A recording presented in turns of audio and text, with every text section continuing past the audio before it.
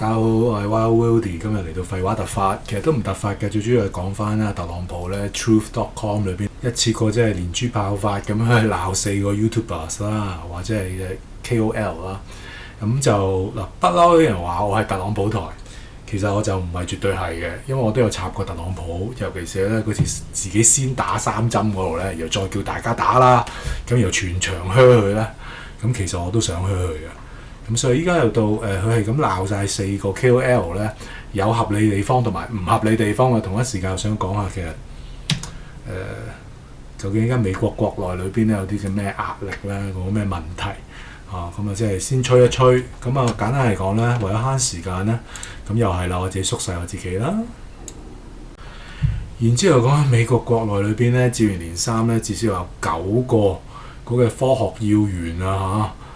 尤其是係嗰啲嘅彈道學啊、火箭啊各方面咧，都係先後咁樣係死亡咧。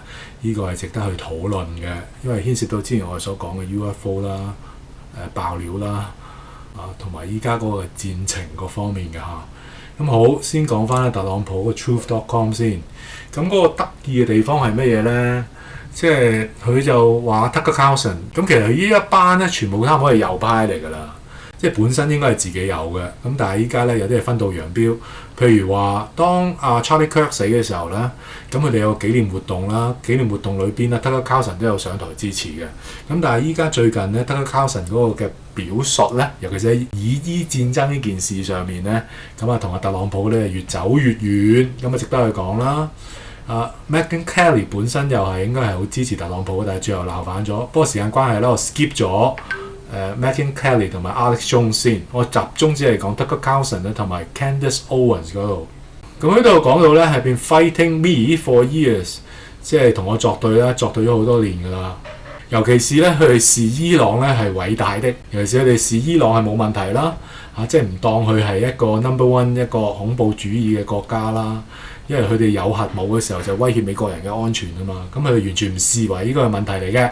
咁譬如 Tucker Carlson 就覺得，依家美國牽涉喺呢個嘅戰爭裏邊咧，你係打緊以色列嘅仗啫，係嘛？咁啊 Candace Owens 又係嘅，差唔多係逢以色列就插嘅。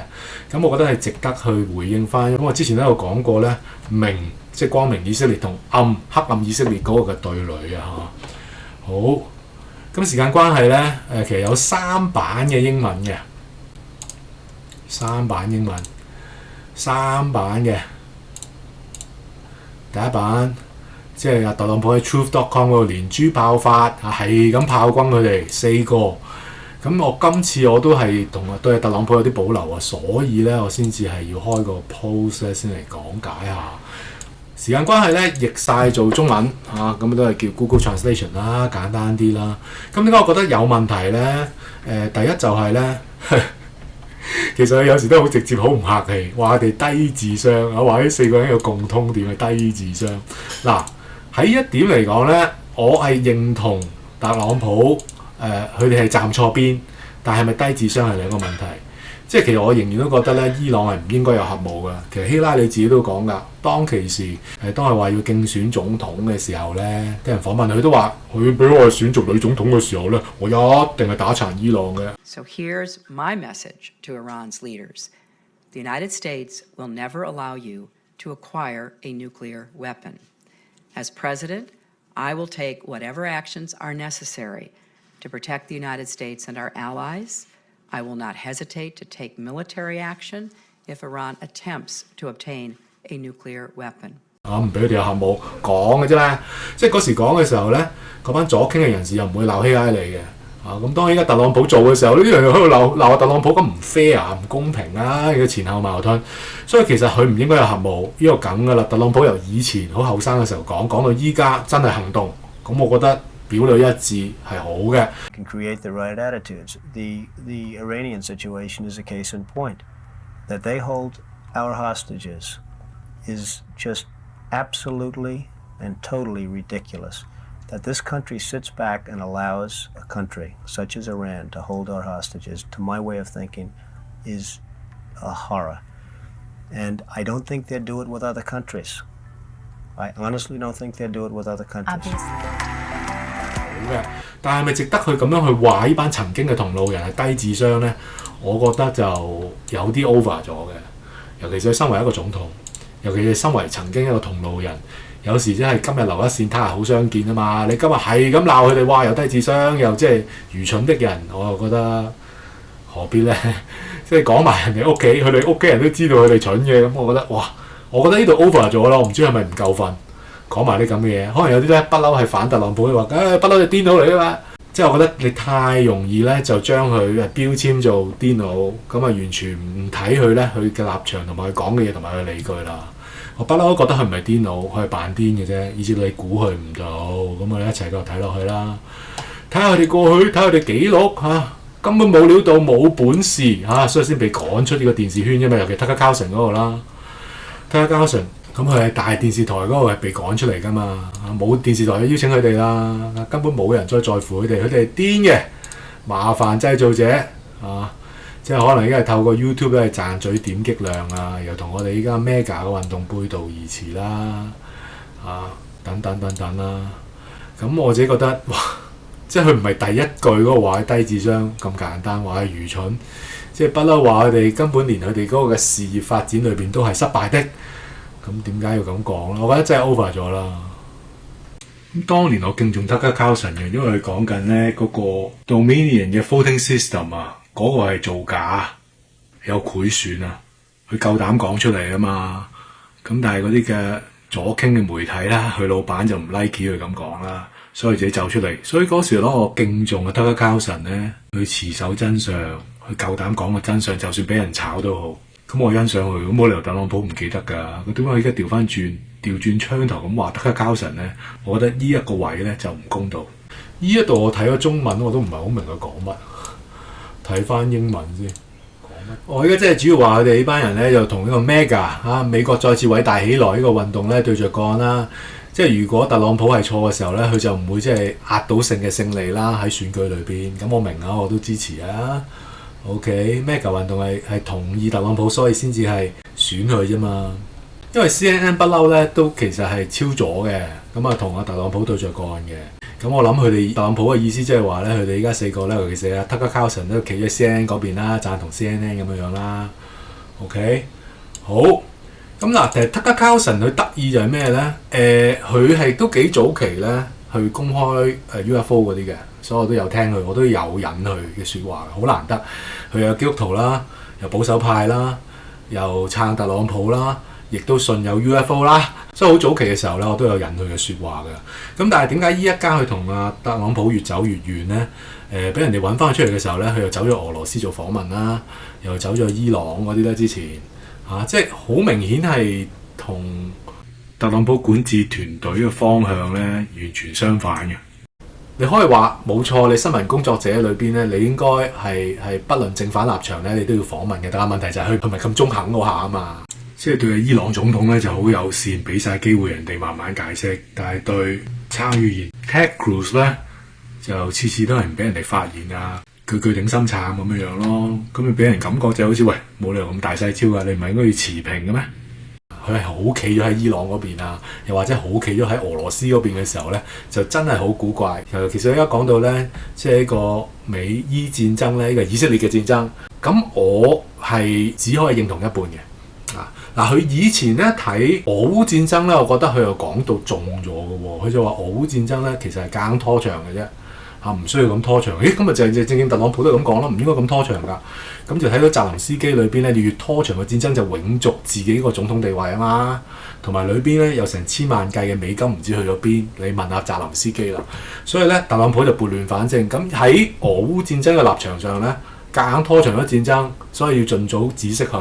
咁啊，特朗普同埋 Tucker Carlson 係一樣嘅一致，但係而家唔一致就係咧，Tucker Carlson 你完全唔視伊朗有核武咧係威脅全球、威脅以色列同埋威脅美國嘅，佢唔視呢樣嘢好似當係冇問題嘅時候，又話係呢個以色列戰爭咧，我覺得會唔會又變得太離地咧？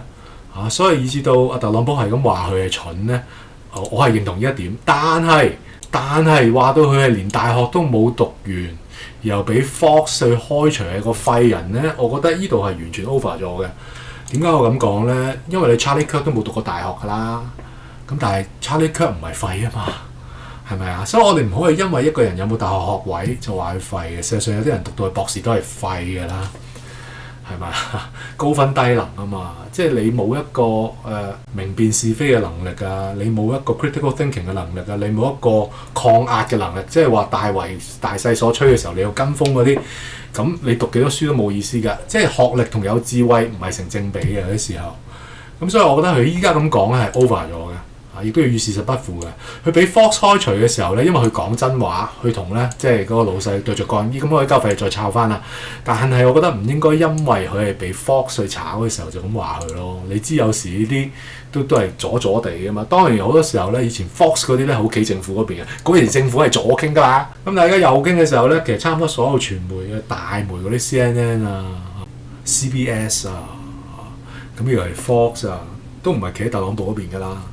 即係譬如你講到有啲烏克蘭靚女咧嚟到美國避難咧，但係俾一個移民再有案底嘅移民咧，類似犯嚴重傷人案底嘅移民咧，無差別咁殺害咧，咁呢啲所有嘅大台咧，佢哋嘅報導咧，哇都係短至30秒到2分鐘就完嘅。咁當然啦，當你係有利佢哋嘅報導嘅時候咧，即係可能反特朗普嘅時候就唔係花咁少時間啦。但係我覺得呢個位咧。特朗普係 over 咗嘅，見佢去睇精神科醫生，即係我覺得太 over 啦。你變咗係人身攻擊咁樣咯，就算佢而家係站錯邊，或者佢立場係錯都好，佢冇睇到咧伊朗唔應該有核武，如果有核武咧係對以色列同埋美國有一個威脅都好，你都唔需要話去睇精神科㗎。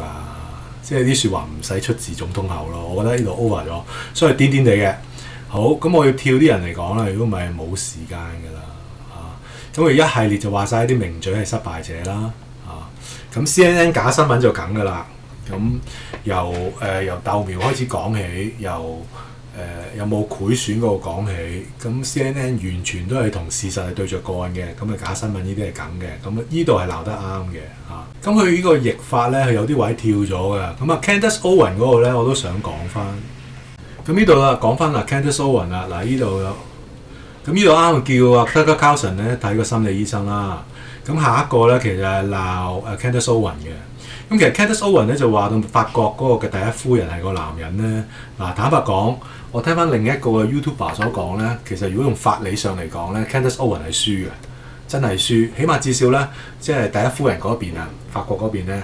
係 send 過10幾次叫佢收回網上説話嘅。如果你10幾次都唔收回嘅時候咧，同埋人哋有證有據話嗱，所謂有證有據話自己係女人啦但係你都唔收回嘅時候咧，人哋告你嘅時候，法理上咧，我相信 Candace Owen 係輸嘅。但係你問我 Candace Owen 有冇講錯對方係男人咧？我梗係覺得 Candace Owen 冇講錯啦，因為 Candace Owen 就話其實一來揾到呢個第一夫人細個嘅相咧，其實係男仔嚟啦。咁當然對家就話啦，嗰個男仔咧就係其實細佬嚟嘅。咁而 Candace Owen 就覺得咧，你只要將你家生勾勾嘅細佬同你一齊合照就 OK 啦。但係咧，係冇咁嘅需要同你一個合照嘅，此其一。其二就係咧，佢真係有一啲嘅所謂呢一個第一夫人個細佬依家老咗個樣有影到啊嘛。不過話說回來啊，你揾個人扮有幾難咧？係咪啊？或者你所謂嘅證據有幾難咧？就係最簡單，你就驗驗色睇咯。證明俾大家睇，我係一個真男人定係真女人咯，係咪啊？咁但係佢又冇咁嘅需要，佢去俾你睇個染色體報告啊嘛。就算俾你睇，佢都可以造假噶嘛，係咪啊？但我想講嘅就係咧，法理上嚟講 ，Candace Owen 係輸係唔出奇嘅。咁而家特朗普咧就係話佢咧，你搏諗住係可以告第一夫人，並且可以喺裏邊咧撈到油水咧，你騰定輸啦。咁我角度咧 ，Candace Owen 喺法理上係輸嘅。咁但係唔代表佢講嘅嘢唔係事實咯，即係有時我哋興去玩呢味嘢㗎嘛，嗰啲嘅權貴，即係如果你之前有睇翻我所講嘅 IY Shut 嘅時候，咁我費事再轉移視線啦，咁講翻呢度啦。嗱呢度就話Candace Owen 想喺裏邊攞好多油水啦，敵個訴訟，但係我相信 Candace Owen 係輸嘅，法理上真係輸嘅。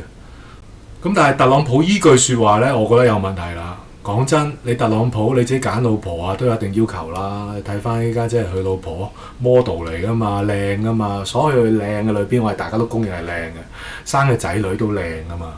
好啦，你依家第一夫人話佢靚，仲靚過 Candace， 唔好玩啦。其實 Candace 係黑人嚟講，我覺得都唔錯噶。咁但係喂，嗰個真係又老又核突，呢個唔好玩啦。特朗普佢搞乜嘢啊？呢句咁違心嘅説話你都講得出嚟啊？算啦就係呢句説話，我覺得我同個 friend 講你話 Candace Owen 錯都算啦，你竟然話依家個法國第一夫人係靚，冇嘢啊！咁所以即係下一步我就同個 friend 傾咧，弊啦！即係會唔會呢個就係特朗普跪嘅先兆咧，或者妥協嘅先兆咧？即係有啲嘢你當係聽古仔咁講啦。即係我之前都同個 friend 講，有啲説話我都唔講住，就係咧未必可以咁快咧，都冇證冇據，事實上我都揾唔到證據啊。咁但係坦白講，呢一家咧美國嗰方面係贏緊嘅，各方面都係領先嘅、堅嘅。但係唔代表咧嗰個嘅局勢係180度反轉好簡單啫，好簡單啫。依家特朗普所做嘅所有嘢，佢隨時可以俾佢嘅子孫食晒就得噶嘛。即係我都唔想咁講嘅。佢依家佢個女婿猶太人咁換句話說，嗰個仔會唔會有可能係一個敵基督咧？我唔知係咪，我都唔應該咁講，應該太快啦。但我想講嘅就係，如果個故事當聽古仔咁啦，如果咁發展嘅時候咧，即係話特朗普所建立嘅所有江山，無論喺政經界嗰個人脈、地位、金錢，一切都落到喺呢個孫嘅手上嘅時候咧，你唔知個世界會發生咩事嘅喎。咁亦都有咁嘅可能出奇。咁我之前忍住唔講，咁但係，我見佢突然間咁樣咁違心嘅時候咧，咁就我哋又要放長雙眼睇啦，係咪啊？但美伊戰爭嗰度咧，其實係贏盡嘅有啲人話唔係咁樣，佢依家話要停火係真係輸又乜又乜，唔緊要，你當聽古仔啦。United States has achieved and exceeded those core military objectives in just 38 days. Meanwhile, the Iranian Navy was completely annihilated. The United States destroyed more than 150 naval vessels in total, including 16 entire classes of Iranian warships. Despite once being the largest undersea force in the Middle East, Iran now has 0 submarine vessels. 97% of Iran's once massive inventory of more than 5,000 naval mines has also been targeted and destroyed. Iran's air forces are functionally and operationally irrelevant at this point. 即係當阿白宮女發言人咧 Caroline Leavitt 咧，睇下你信邊啦。即係話其實依家伊朗嘅空軍、海軍已經係歸零㗎啦。佢所有嗰啲嘅係地對空導彈嗰啲咧，都應該7-8成都玩完㗎啦。依家只係欠咧就係地面部隊嗰方面啫。咁你睇下信不信由你啦。即係當伊朗佢嘅空軍、海軍都玩完嘅時候，然後你話俾我聽佢贏麻了，咁你自己去選擇咯，係咪啊？同佢第一把交椅嗰個冇內衣然後佢個仔都俾佢炸到飛起嘅時候，然後你仍然話佢係贏麻了，咁咪得啖笑嘅啫，都唔緊要啦。但我想講就係呢個 Straits of Hormuz 嗰個海峽，你而家竟然話係可以俾伊朗係封鎖住，唔好玩啦！其實美國艦隊即係簡單啲嚟講，其實係以退為進啫嘛。即係睇翻所謂被擊落嗰個嘅美軍戰機咧 ，F-15係啲舊型號嚟嘅。簡單嚟講，即係做戲嘅咋。唔做戲點樣可以繼續打落去啊？唔做戲點樣可以引蛇出洞啊？唔做戲點樣可以將你完全殲滅啊？引你出嚟啊嘛！我覺得啲高招嚟嘅喎，同埋同個 friend 去討論嘅時候咧，佢即係睇埋股市啊！我真係覺得犀利，我唔識睇股市，我都冇咁嘅錢去玩股票。但係咧，每逢嗰啲話休戰啊，點解要休5日啊？就係嗰5日之後又係停市啦嘛，6日係咪啊？有時點解要等2日？點解要48小時啊？嗰2日就係嗰禮拜6日咯，休市啊嘛。係啊準嘅喎，我又覺得有個新嘅向度，即係話無論喺軍事上面、經濟上面，美國都贏麻了啊！係堅喎，你自己咁睇，其實好簡單啫嘛。即係如果直接係派美軍地面部隊同你困嘅時候，咁你咪同 Black Hawk Down 一樣揾嚟衰咯，會死好多人嘅喎。定調翻轉，即係借話要救所謂救咧嗰2個落難嘅空軍機師但係所謂救嘅過程裏邊，其實成套戲嚟嘅。嗰個過程裏邊，連伊朗都唔知自己嘅擊落咗啊。OK， 嗰係美國單方面話係被擊落了啊。然後就話我被人擊落了，你哋翻嚟救啦，翻嚟救你又要什麼之後咧，一樣啫嘛。然後就一石三鳥咧，放流料，睇下自己內部有冇鬼咧，即係泄漏消息依家連鬼都捉埋又引到你引蛇出洞又捉到你邊個喺度偷地繼續支持伊朗。咁又要睇翻佢對委內瑞拉嗰啲黑科技嘅時候咧，咁贏麻料嘅係美國，但係同樣我想講嘅就係個戰局會唔會180度改變？就係頭先我所講，咦，所有嘢係俾個敵基督吞晒咧。同埋諗真啲咧，嗰啲又打又唔打，咩話停火嗰啲咧，之前話停火2個禮拜，咁第2日又打翻，咁有啲人會覺得，美國好軟弱啊，話落咗一個泥沼嘅裏邊啊，萬劫不復啦等等。喂，如果唔係有呢種嘅招數嘅時候，係伊朗反口破壞協議，俾到美軍出師有名，又可以解決啦美國國內嘅輿論嘅壓力，即係一石幾鳥嘅喎。所以啲又打又唔打嘅，其實可以都唔使講噶啦，都唔使理噶啦，一定係打硬啊！無論係科技啊、經濟啊各方面。當然你會突然間俾佢將一軍咁樣咧特朗普被暗殺，或者范斯被暗殺，咁啊正中下懷，更加好，更加出兵有名，再打鑊金嘅。嗰啲轉地動彈啊，喺原來嘅地方再炸過，因為伊朗你自己廿文廿武啊嘛，或者仲有成1000火嗰啲嘅洲際導彈啊嘛，仲有好多地下設施啊嘛，你一講完咪又炸你咯，係咪啊？又更加出師有名啦，係你自己話你自己仲有核武啊嘛，我會俾人炸咯。不過你當我講故仔咁先咯。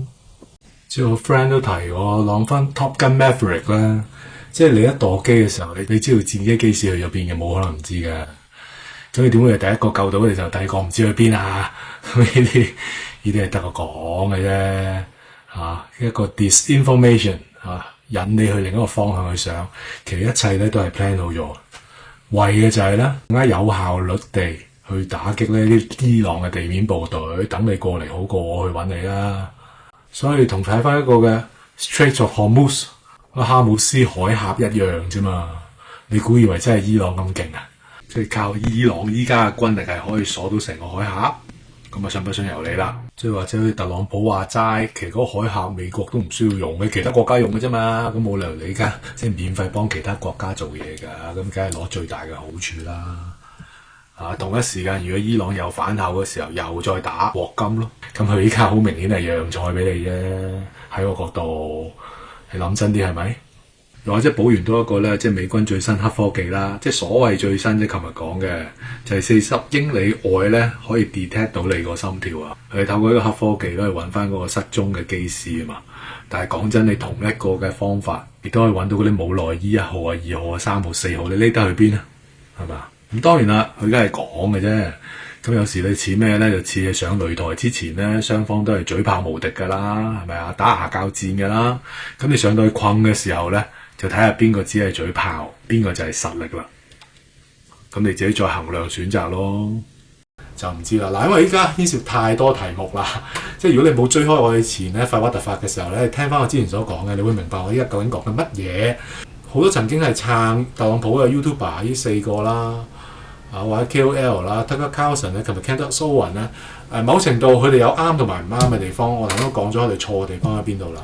譬如 Candace Owen 咁樣咧，佢喺度不斷追查 Charlie Kirk 嗰個死因係啱嘅噃。其實我係早過 Candace Owen 話 Charlie Kirk 嘅死因係有問題啊。咁你有興趣你可以聽翻。所以依家都係正正美國嗰個問題嚟嘅。咦，大家都知道嗰個第一槍手 Robertson 唔係槍手嘅時候，唔係真係殺死佢粒子彈，唔係真係殺死咗啊 Charlie Kirk。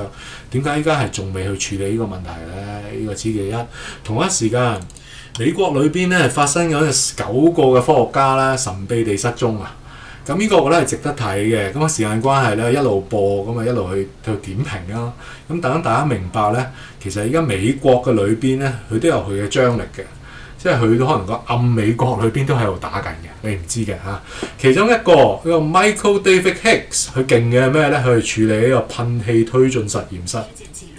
咁好奇怪喎，咪死因不明咯，係咪啊？咁點解會咁死咧？即係一個掌握咁尖端技術嘅科學家，或者係有咁多機密資料嘅科學家咧，佢死得不明不白，59歲嘅啫噃，咁係好奇怪一件事喎，9個裏邊其中一個啫喎。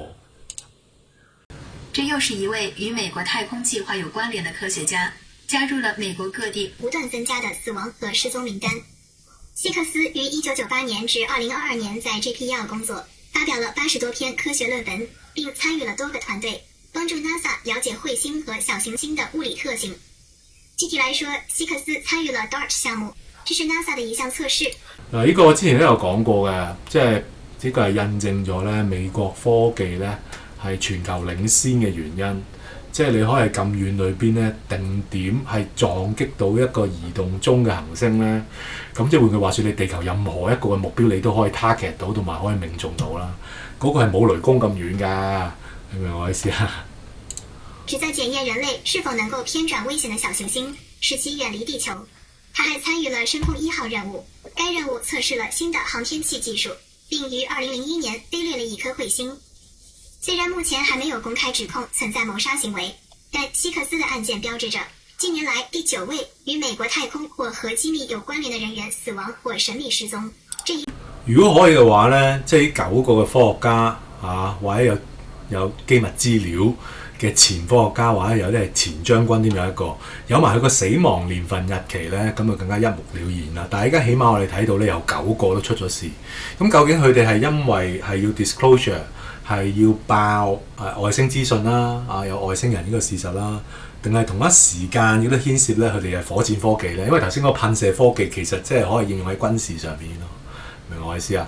當我哋而家睇到咧，可能係美國爺麻了啦，你個母內伊啊，佢個仔啊，邊個夠膽上位就邊個就要死。但係同一時間，咦？美國國內裏邊咧都有咁嘅情況嘅時候咧，有冇一個可能就係伊朗其中一個反擊咧，或者屬於係伊朗呢個邪惡軸心嘅一個反擊咧，唔出奇。不過抵死就係咧 ，NASA 係冇講任何嘢喎，咁即係暗美國自己都有份啦，係嘛？引起了美國國家安全專家的警覺。此外，這3位科學家與希克斯關係密切。噴射實驗室啊喺加利福尼亞州嘅。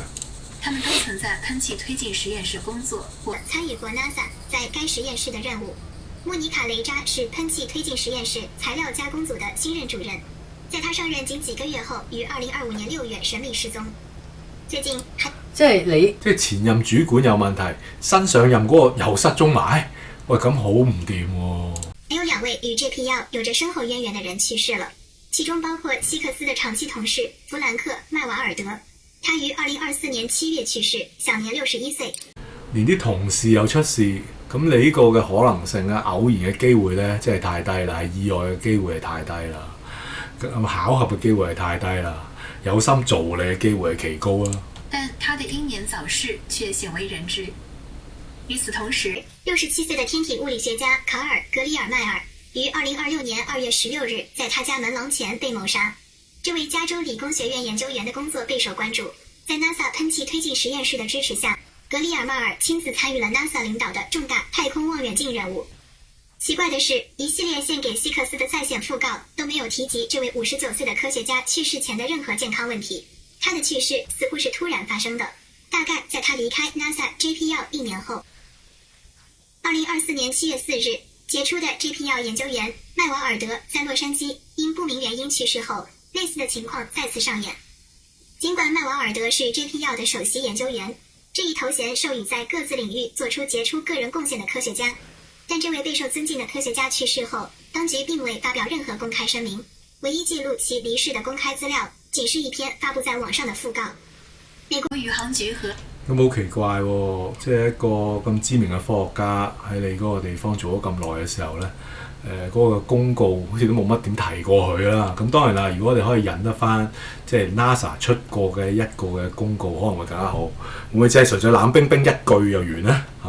咁呢個係好奇怪一件事嚟嘅。噴氣推進實驗室尚未對麥瓦爾德和希克斯的死訊發表評論。2023年6月，也就是他去世前13個月，麥瓦爾德是某項突破性研究的主要研究員，這項研究可能對未來有所幫助。太空任務探測到太陽系內外其他星球上存在生命的明確跡象。至於另一位與 JPL 有關聯的科學家格里爾邁爾，為發現遙遠行星上的水做出了貢獻。同事們稱他的工作獨具匠心，並補充說，這項研究可能指向距離地球不到160光年的生命跡象。根據他在加州理工學院的個人資料，他還參與了 NEOWISE 和 NEOSURVEYOR 的研發工作，這2款紅外太空望遠鏡用於追蹤小行星。然而，專家們也表達了擔憂，認為這項技術也被用於先進導彈的設計。所以一樣啦，即係當你講到科研嘅時候咧，其實再講翻之前有講緊 NASA 其實隸屬美國軍方嘅，即係 NASA 唔係純粹即係太空探索咁簡單，其實真係所有嘢都同軍方有關係，佢所開發嘅嘢可以直接應用喺軍方。依家就係話啦，喺彈道技術嗰方面嚇，咁會唔會佢哋嘅呢班科學家嘅失蹤同埋死係同依家戰爭所發生嘅嘢有關係咧？係一個棋局咧，唔知，但係值得去留意嘅。一系列死亡和失踪事件，这些案件引起了国会和美国情报界的关注。他们认为，掌握导弹和火箭发动机知识的专家们存在一种令人不安的模式。前联邦调查局助理局长克里斯·斯威克提出质疑。他说：“你可以说这些都很可疑，但这些都是从事关键技术领域工作的科学家。”斯威克声称，包括美国的敌人和盟友在内的多个外国情报机构，几十年来一直以掌握国家技术秘密的美国人为目标。今年3月，田纳西州众议员蒂姆·伯切特说：“全国各地还有其他几起失踪事件，情况十分可疑。我认为我们应该对此予以关注。”伯切特指的是近几个月来，美国各地至少4起其他调查，其中包括备受瞩目的退役空军将军威廉尼尔·麦卡斯兰失踪案和 MIT 著名物理学家努诺·卢雷罗谋杀案。68岁的麦卡斯兰是最新一位失踪者。据报道，他于2026年2月27日离开家时，只带了一把手枪，之后便杳无音信。据报道，麦卡斯兰掌握着与核武器和不明飞行物相关的秘密。他与雷扎和格里尔迈爾在先進導彈或火箭科學領域嘅工作聯繫在一起。所以而家如果你畫幅圖嘅時候咧，美伊戰爭有時又唔係去到咁簡單，睇到我哋帳面上嘅嘢咯。即係佢哋經濟上頭先都講咗，股票市場嚟講咧，亦都係經濟上面一個嘅對壘啦。咁而我哋睇翻美國國內嘅裏邊咧，有另一個對壘就係、咦，又牽涉到咧外星科技。咁依家已經唔係一個都市傳說啦，亦都唔係危言聳聽啦。咁當佢哋知道有咁多機密嘅時候，呢啲人竟然失蹤喎。咁我哋呢個係咪要留意呢？2025年12月15日，47歲的努諾·盧雷羅在波士頓郊區布魯克萊恩的家中被暗殺。當局稱槍手是來自葡萄牙的前同學，他幾天後自殺。另有2名與即係有時咧，死人係最能保守秘密嘅。咁個兇手自殺，咁咪一了百了，咁佢可以係被自殺嘅啫。咁佢背後嗰個嘅黑手，你永遠查唔到咯。好多時候依家都係咁樣。和研究有關的人員在短短幾週內相繼失蹤，他們是79歲的安東尼·查韋斯和梅麗莎·卡西亞斯，兩人均在洛斯阿拉莫斯國家實驗室工作，於2025年在幾乎相同的情況下從家中失蹤。嗰個洛斯阿姆斯咧，個空軍基地咧，亦都係有核武之外咧，亦都同嗰個嘅外星科技等等咧，畫上一個等號嘅。係啊，因為之前我哋講到嗰啲外星飛碟回收啊、外星人各方面嘅資料咧，呢一個基地咧時都被提起嘅。咁所以頭先嗰兩個科學家咧，唔係話即係純粹彈道科技咁簡單啦，亦都同核子科技咧好有關係嘅。咁佢哋兩個失蹤咗嘅時候咧，究竟係同嗰個嘅 disclosure， 究竟同個 Age of Disclosure 好有關係啊？